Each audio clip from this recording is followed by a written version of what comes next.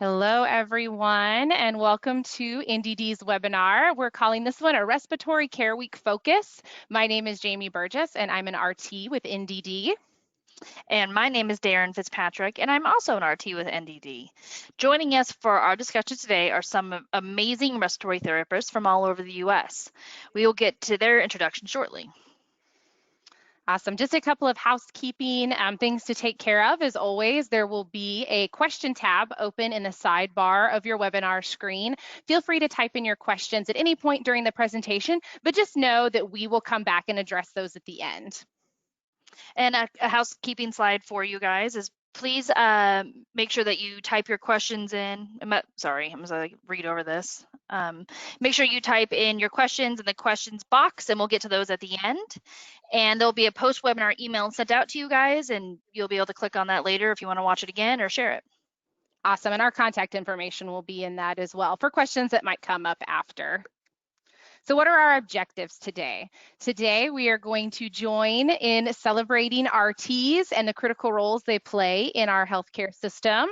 We're going to hear from our special RT panel about how patient treatment can be impacted through early PFT testing, how that affects our diagnosis and how we take care of our patients. We're going to see a brief overview of the NDD product line. And then we have something kind of exciting. We're going to invite everybody on the call to participate in an RT Week contest. So we are actually going to be showing you guys how you can have us come in, demonstrate NDD products, and by doing so, you might be entered to win a little prize. So we're pretty excited about that.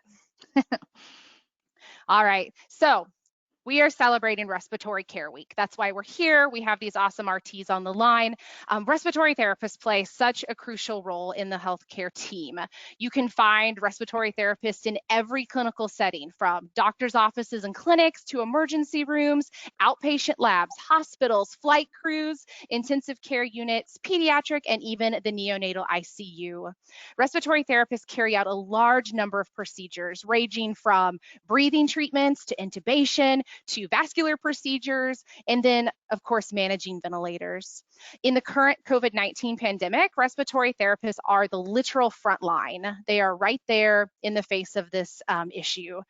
Before we dive in with our RT panel, Daron and myself, the folks at NDD, we wanted just to extend a heartfelt thank you to everyone working on the front lines in this time, respiratory therapists. We see you, and we just want you to know that we greatly appreciate everything that you're doing during this time. Absolutely. All right. So on to the respiratory therapist. So if you didn't know already, Daron and I are both respiratory therapists. So we'll just take a second and introduce ourselves. This is Daron. I'm Daron Fitzpatrick again, and I've been with NDD now on the PFT side. Like Jamie said, there's so many avenues that we can go down as respiratory therapists, and I got involved in PFTs 11 years ago. So that is where I have branched off to, mostly with COPD and asthma. How I got into respiratory therapy, unfortunately, my mother was sick and intubated and then trached, and unfortunately made the decision to end of life after months. And so I was very close with those RTs during that time. And I also grew up with my cousin. We're 3 months apart, who has cystic fibrosis and who went through 2 lung transplants. So it's always been a big part of my life. And so I just knew I wanted to give back and help those patients in those similar situations. And that's how I became an RT. Awesome. And Daron went to RT school in Los Angeles, California. I'm going to read the official stuff now. She went to RT school in Los Angeles. She's been an RT for the past 16 years. She primarily worked in trauma and ICU when she was clinical. And like she said, she's been in sales with NDD now for over 10 years. Awesome. So, and again, I'm Jamie. I'm also a respiratory therapist. I graduated from OTC in Springfield, Missouri. I'll just throw the plug in there, top 5 RT school for about, 10 years now in the US. We love our OTC respiratory therapy program. I'm coming up on my 14th year as an RRT. I spent my clinical career over in Cox Health Systems, which is a regional health service that serves Springfield and then the greater rural Ozarks area here in Southwest Missouri. I loved working primarily in the emergency department, adrenaline junkie for sure, and the adult ICUs. I've been with NDD for the past 2 years. I started doing per diem education for them in 2018, and then came on full-time doing all sorts of stuff in 2019 for NDD. I got into respiratory therapy.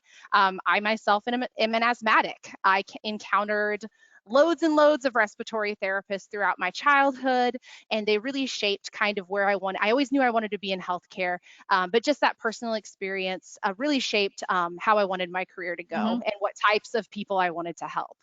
So I told our guest panelists I wouldn't make them do their first day of school introduction, so I will actually introduce these guys for you. First, I'm going to talk to about Valerie Sherrill. Hi, Valerie. Hello. Thank you so much for hopping on with us. Valerie is a graduate of the respiratory therapy program at Missouri Southern State University in Joplin, Missouri. She's been a respiratory therapist for 18 years now, and after graduating, she began her career at Harrison County Community Hospital. She was a staff therapist there for 15 years. In 2008, she moved on and became the director of the Cardio-Pulmonary department, which is staffed 24/7 with 6 full-time employees and 2 PRNs. Thank you again, Valerie, for hopping on with us. Yeah, no problem. All right. Thank you. Yeah, and now we have Richard, and I'm going to get it right. Villanueva? Close?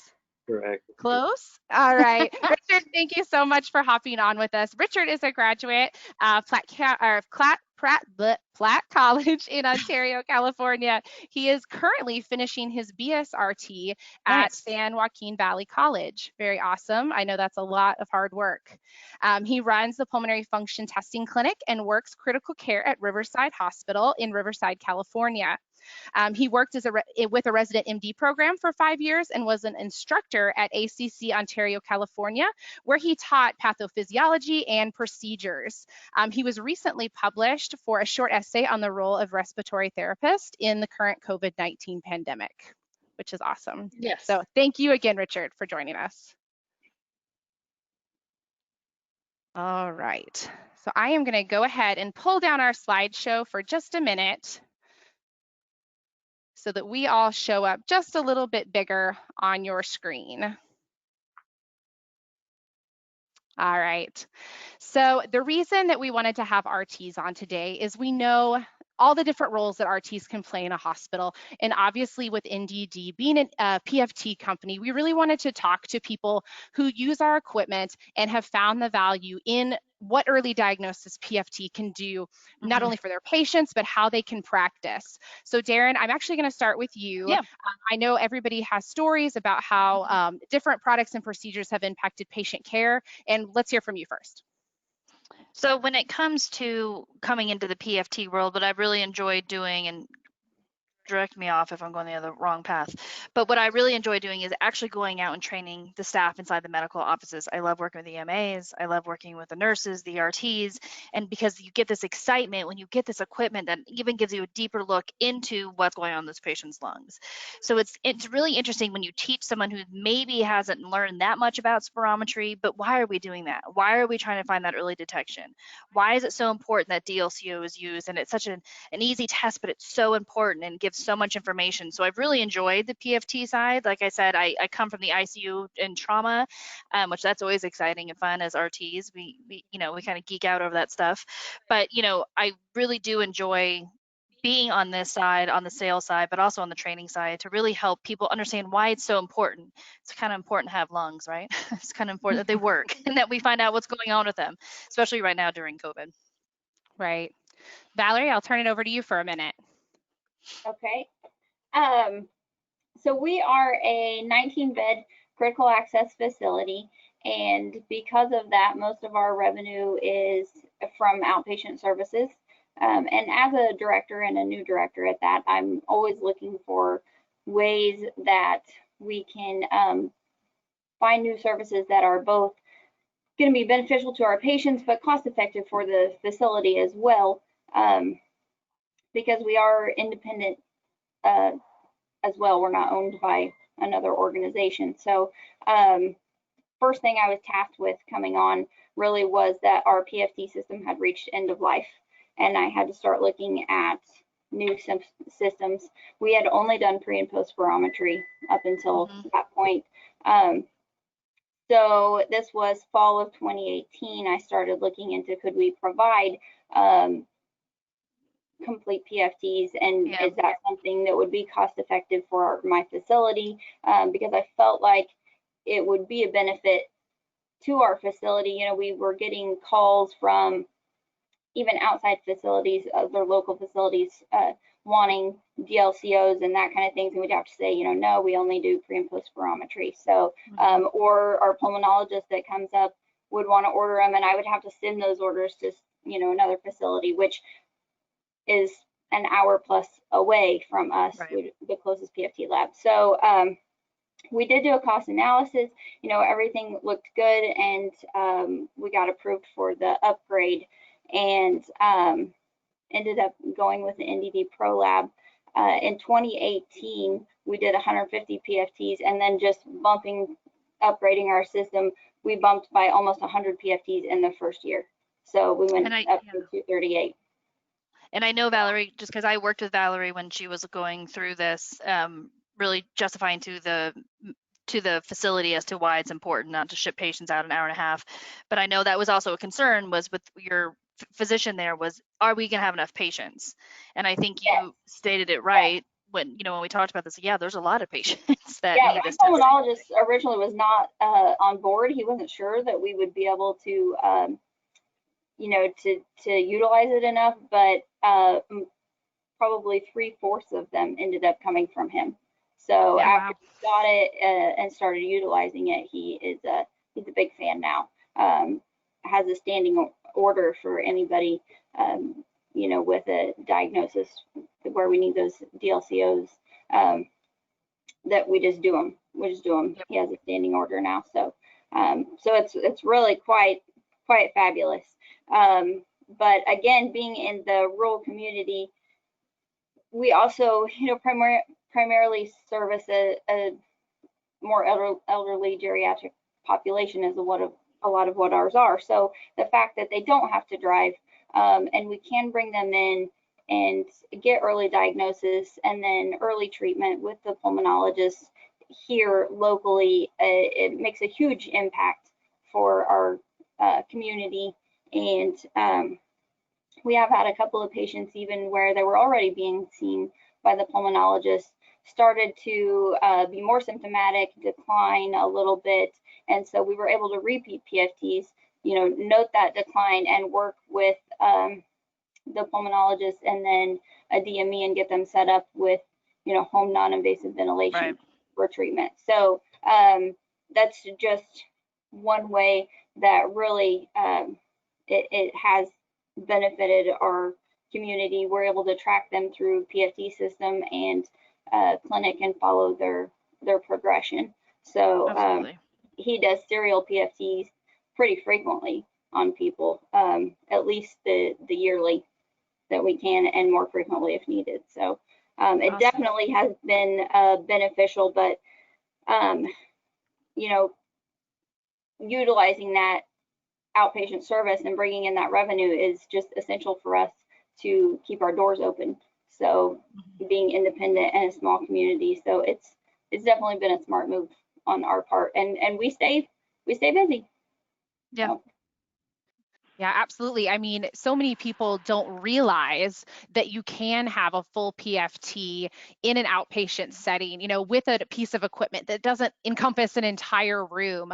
You know, I'll share here in a little bit, but I was familiar with NDD products, but had no idea, even as a seasoned RT, that something like that existed. And you think about all these different applications where not, you know, sending the patient all the way to the hospital PFT is sometimes just not feasible. Driving distance and, you know, economic reasons and patient compliance, and being able to, they're here, we see a problem, they're here, let's get them tested. Just having that information on hand, it was something for me as I came into this position. I mean, it was completely new to me, and it just blew my mind just how many more options and how much more information can be accessed on the outpatient level. So Valerie, Right. thank you so much. I had no idea that was even a possibility till we started researching. And then we have actually started drawing in orders from outside local facilities. They send them to us now because we're close for the patients. Yep. You know, even in surrounding facilities, they'll come to us now without having to travel. So That's fantastic. Win-win for sure. yeah. I love it. Richard, what about you? Oh, wow. Well, I've only recently begun performing PFTs with these patients at a Rancho Mirage, California. The majority of my experience has been and continues to be in critical care and education. So I have to say, after 2 weeks of performing PFTs, I thought to myself, no wonder these patients become hospitalized. There's such a lack of direction and compliance with medical management, and patients, especially those in their elderly years, require regular reinforcement. So, I was a bit bothered, to learn that the majority of private practices use medical assistants and LVNs to perform their PFTs. This is by no means a MA or LVN, blow or bashing session, but as we're all aware, it requires a great deal of comprehensive study in regards to lung mechanics and pathophysiology to ensure that, the data recorded is accurate, and, to be able to recommend the appropriate interventions. I just wanted to kind of mention a little bit, the benefits. I was talking to Travis with NDD, of having a respiratory therapist, perform these exams, so that accurate data is being reported, and there's appropriate coaching of medical management, and the appropriate interventions are being provided in a timely manner to decrease hospital admissions and ultimately improve patient outcomes. So, the concern that I was, upon investigating some of this stuff, the concern among physicians in regards to hiring RTs, versus, MAs or LVNs was, the price of us, right? We're a little more expensive. But, I just wanted to advocate the role of the respiratory therapist, Absolutely. in the PFT setting, because we have the ability not only to record accurate data, but to relieve the workloads off of some of these physicians by dictating the reports, delivering accurate assessments and interventions that would reduce exacerbations, frustration among patients, and reinforce appropriate medical management and ultimately improve patient outcomes. I had never worked, outpatient. I've spent all my career in critical care, and I would say that 9 out of 10 patients don't use spacers. Many of them have seen a spacer. Patients are double dosing steroids and anticholinergics. They're continuing old regimens that were intended to be temporary. They're taking mucolytics without bronchodilators. And then, on the opposite end of the spectrum, there are those that are require further management. I'm able to step in and, help get that stuff done in a timely manner. To talk logistics about it a little bit, we're doing very good. I do PFTs about 5 days a month. I do about 10 a day. So we're seeing about 50 patients a month. I love your guys' machine. The way we kind of run it is, I perform the PFTs. I give the patient a COPD assessment test. It's the CAT assessment from the COPD gold standards. And then I dictate the reports. Our physician, Dr. Tavicoli, reads my dictation. He'll inform me of any adjustments needed on the reports, and then he'll sign the reports and submit them to insurance. And our system's really been working out well for us. But my favorite part of this, and I didn't know this was going to be my favorite part when I started doing PFTs, is our ability to intervene and identify patients, that are Earlier, and intervening in a timely manner. To Valerie's point, a lot of patients, have access to getting these tests done in a timely manner, but they're unaware. In fact, their physicians are unaware. The hospital that I worked at previously for 6 years, I've only been at Riverside for, about a month now. But when Eisenhower has, they got, as long as a 6-month waiting period to get in for PFT. So one of the things that we've done is we've reached out to local primary care physicians and informed them, hey, you can do them through us. The revenue's nice, but this is not for the sake of revenue. It's for, getting these patients the help they need in a timely manner.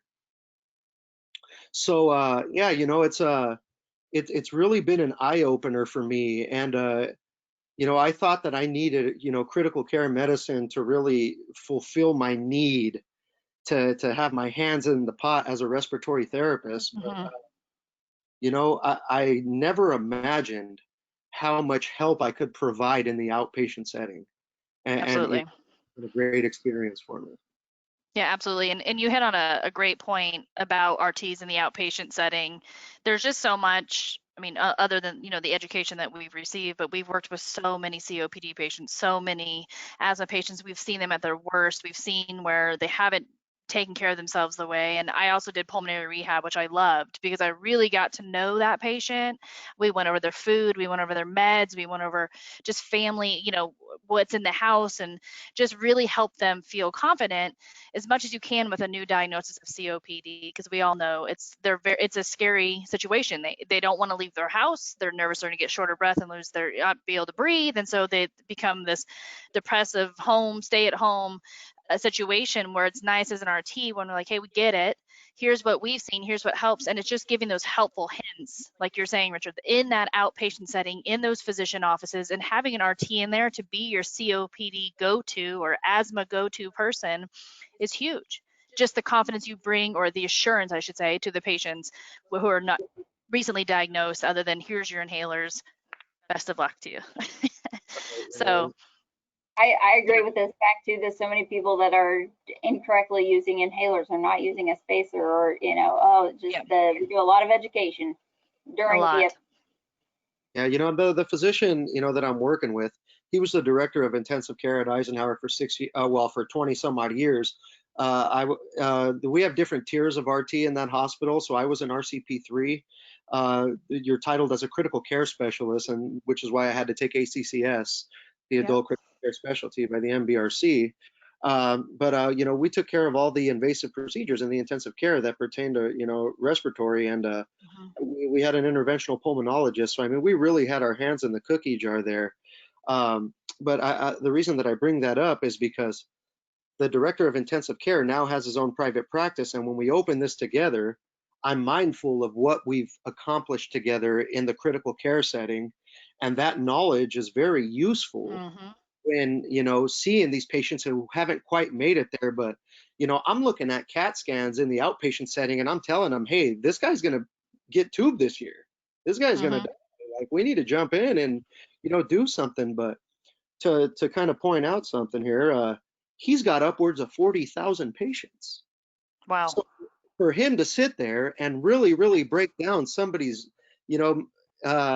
regimen and say, hey, we need to change this and that and this and that, and, dial in patients for what they need, it's a little overwhelming when you have that many patients. Right.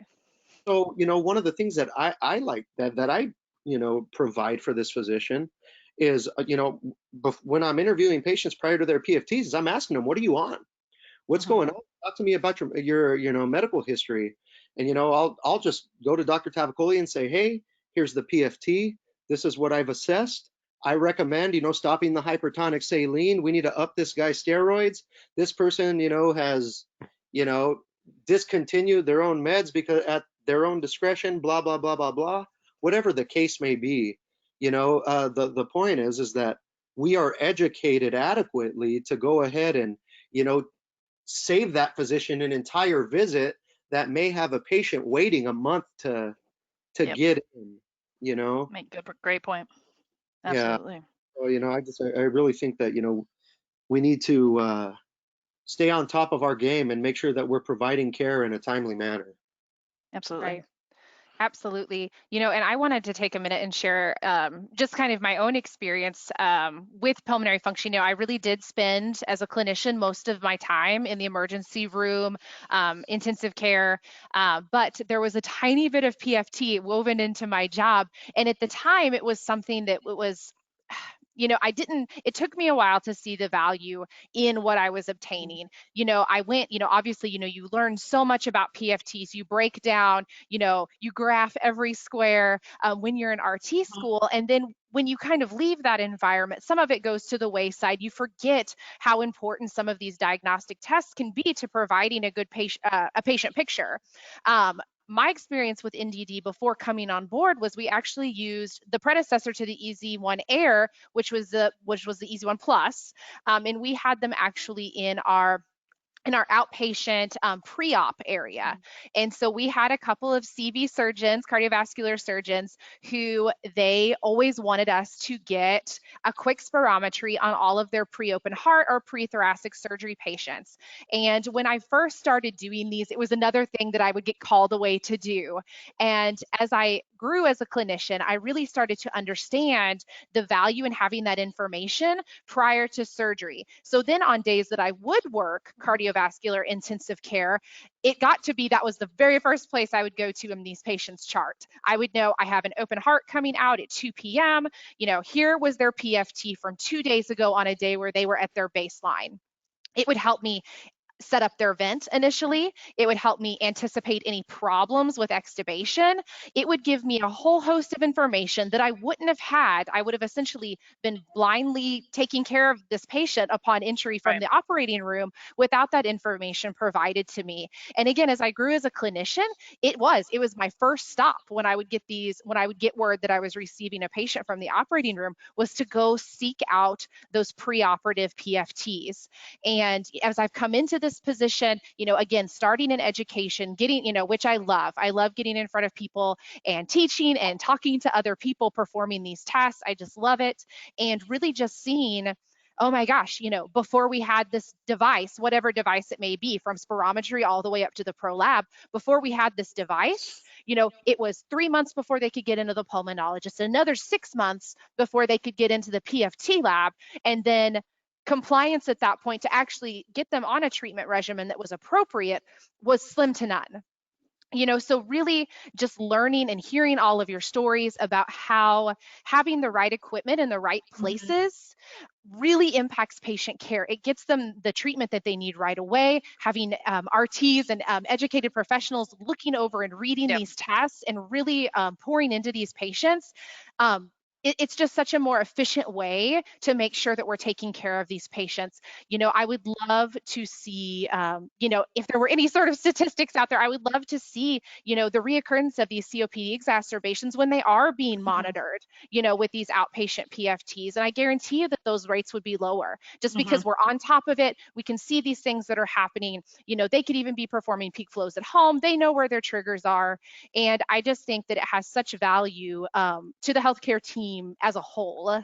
And I'm just, I'm really excited and really proud to be a part of it.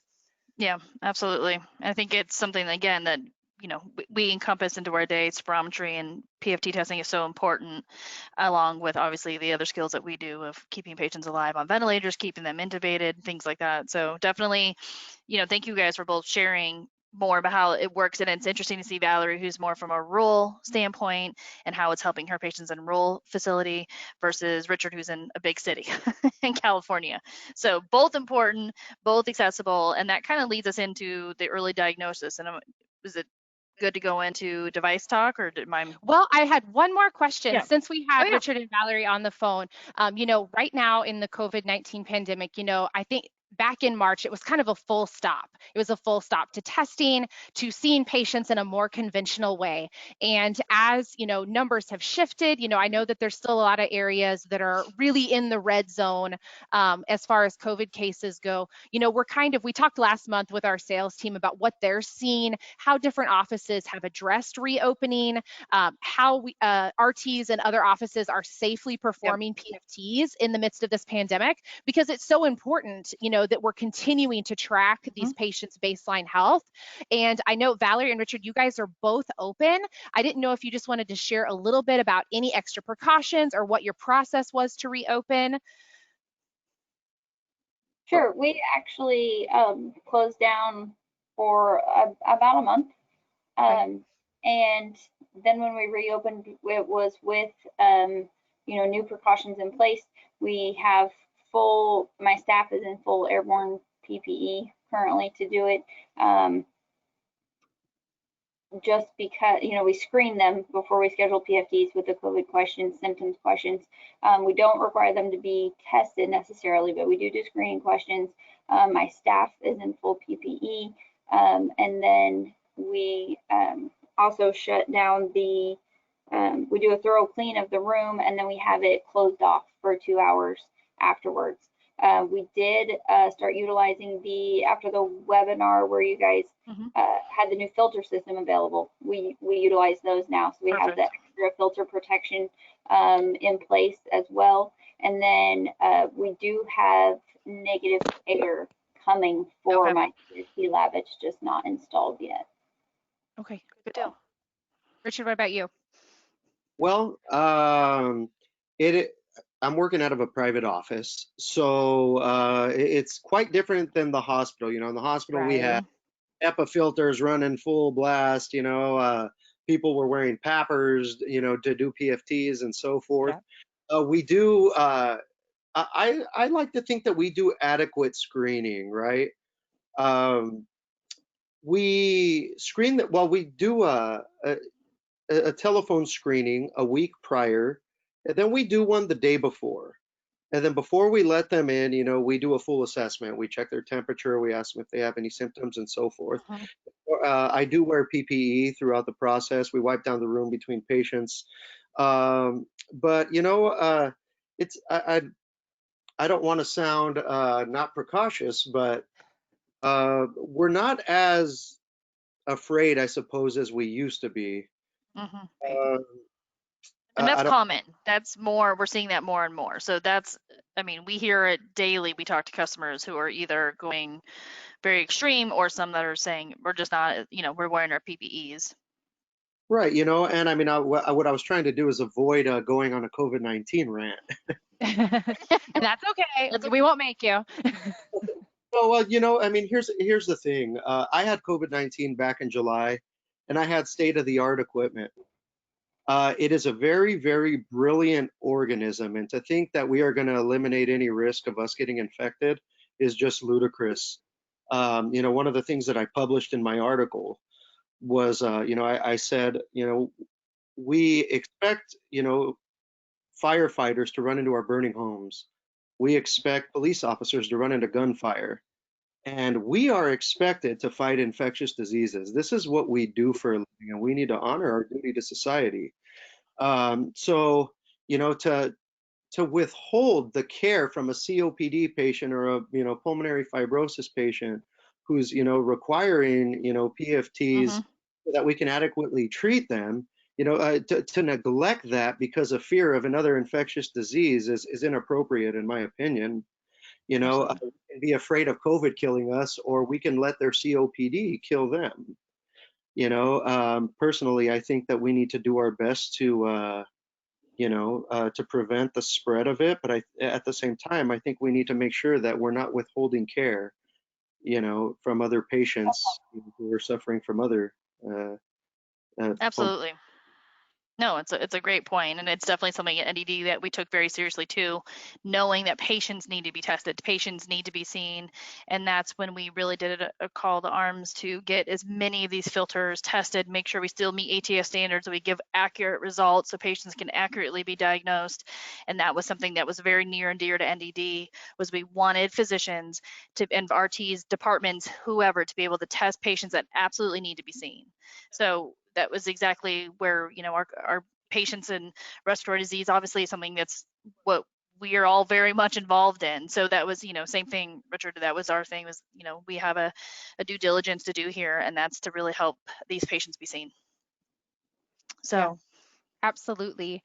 And I know, I'm so excited about this conversation, and I'm so glad we were able to have it.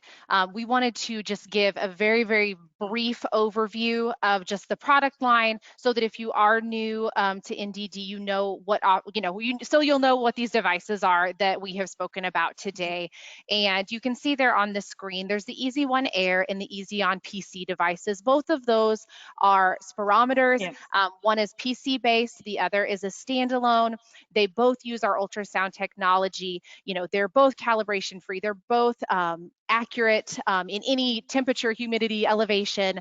All of the things that make NDD good at what we do, you know, is built into those spirometers. You know, we still are the market leader in spirometry in the US, and you know, there's a reason for that. We have amazing products with accurate results, good software that makes it easy for, you know, of course we love it when RTs test, but it really does make PFTs more accessible to a multifocal team. And Daron was just going to give us a very brief overview on the Easy One Pro. You know, both Richard and Valerie have that device in their office, and that is our full PFT solution.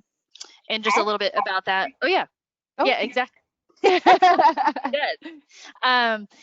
We have the Pro and the Pro Lab option. Both are your full function PFTs. We developed the Pro knowing that DLCO was so important in the diagnosis of lung disease. You really need it to make an accurate diagnosis, and we wanted to make it accessible not only to be bedside in hospitals or to run alongside and be at PFT labs, but also in the physician office. Again, there's no cross-contamination. We have the filters available for it. It's calibration free. You can check it if you feel like you need to. And we also have the Pro Lab that gives you the lung volume measurement through nitrogen washout if that's something that an office pulmonary or PFT lab feels that they need as well. So both 1 square foot, easy to use, same software as our other equipment. So should we go to questions? Yes, absolutely. I am just going to quickly go through the product demonstration promotion. And that is, guys, we are divided our sales team into 4 regions in the US. And so what we are looking to do is, as you guys are starting to get back in your offices, as your RTs are starting to allow folks to come back into the office, we want to be able to come and demonstrate these products for you so that you can have stories like Daron and myself and like Valerie and Richard. So as you can see how the map is divided up, what we're going to do is on our website, we want you guys to participate. If you're interested in seeing NDD products demonstrated in your office, we absolutely would love to come and visit you. To make it a little bit fun, we decided to make a little bit of a contest out of it. So on our website, which is nddmed.com, in the upper right-hand corner, you'll see a request information button. When you click on that, there will be a quick form that you need to complete. And everyone who fills out this form, whether you win the contest or not, everyone who fills out this form will be contacted by an NDD representative to see what we can do to help you. How this is going to work is the first office or doctor's office, hospital, the first group to schedule a product demonstration in each of those 4 territories are going to receive an RT Week gift from NDD. It's going to be really fun. The AARC store for Respiratory Care Week, they have so much fun product merchandise. We would love to be able to give you guys a gift to support this promotion. Be sure that you enter webinar promotion on that request info form on the how you heard about NDD bullet point, just so that we know that this is what you're interested in. Again, we thought it would be something fun, a little bit rewarding, not only to get us out moving again, but then for you guys to be able to see the product. And we want to meet you guys. So we're definitely interested in always meeting new friends. So definitely reach out to us. Absolutely. So I will go so quickly through these. I know we're over a little bit on time, but we're so glad you joined us to celebrate RTs today. And I hope you have a better understanding. If you didn't know what all RTs do, I hope that you have a better understanding of how we can impact patient care. I hope that these stories about early diagnosis through PFTs impacting our patients and how we care for them and manage their disease. We hope that that gave you a little bit better understanding of what can be accomplished through outpatient and early diagnosis. We hope that you understand a little bit better about the products that NDD offers. And then, of course, you have the instructions on how to go to the website, click request info, and put webinar promotion in that form to be entered in our contest. All right, Joy, do you want to hop on? I don't know if there's any questions over on the sidebar, but we'll take care of them if there are. Sure. Just a couple that can be, I think, rolled into one here is for Valerie and Richard. Have you seen any patients with COVID-19, and have you seen them again for follow-up? And do you have any plans for following up regarding pulmonary function testing into the future? I have. So I've obviously not done PFTs on patients who are exacerbated by COVID-19, but I have seen the detriment of, those who have recovered. I have seen in the last month, I've seen about 4 patients who have recovered from COVID-19 who were once intubated. And as you would imagine, we have seen a lot of indications of restrictive lung disease as a result of this. Mhm. DLCOs are poor, inspiratory capacities, and forced vital capacities, or just vital capacities, are very restricted. Certainly, it's very sad because these aren't people who have 80 pack year smoking histories. These are moms and dads that were otherwise healthy who now use oxygen and have difficulty going to the restroom. But yeah, so it's difficult. Whenever we schedule a PFT, I don't know how you guys practice, but the way we do it, if there's no acute change in the patient's condition, then we won't do another one unless something changes. Right. But yeah, it didn't just leave them alone after they got better, unfortunately. Right. And I would, Yeah. go ahead, Val. I would agree with that. We've probably seen, I think, 4 to 6 in our pulmonology clinic that were referred to us post-COVID recovery patients. And again, agree with, these are not just older people, younger people who were fit, no health problems, and now can't walk to their mailbox and back without getting short of breath. So definitely it is sticking with them.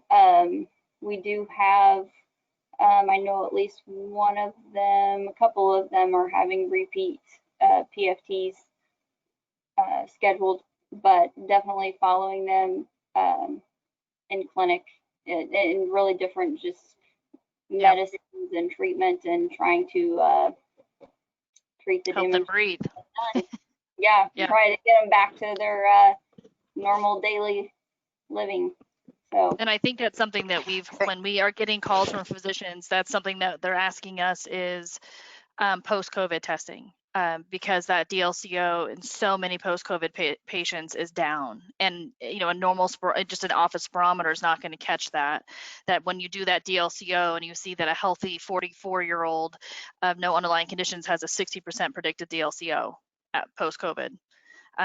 So it's definitely something that we have many calls on that, and physicians adding DLCO to their practice because of post-COVID patients. yeah, I'm thankful to have it on board now, especially. Yep. Thank you. And I mean, we do get that, there's lots of studies going on right now, and I am interested to see what kind of published data comes out of this. We know that at the, 30, 60, 90-day marks, we're still seeing significant changes in FEV1 and DLCO, and there is a lot of data being poured into post-COVID monitoring. So, I mean, I think everybody's still learning and still watching as this develops. I think it's going to be a process before we really know what the full scope of these effects are going to be. I do wish I good to see had you guys a baseline opening. on a couple of these patients that I could compare, but Yeah. No, and I think it's great to see that you two have opened back up your, from 2 different sides of the country, have your PFT labs open and running. Just like Richard said, there's a due diligence and something that patients still need to be tested. So. right. Joy, is there anything else? One last question here. It's an easy one, I think, for Daron or Jamie. Are devices purchase only, or can they be rented? We do have some great options for subscription plans, leasing plans. We are definitely welcome to get creative to help, because I know it's so important that physicians, physician offices especially were hit dramatically with not being able to see patients. So, we definitely are doing our best to make sure if it's something that, a practice needs for their patients, that we are there to help them as much as we possibly can, be able to get those devices in there. So yeah, absolutely.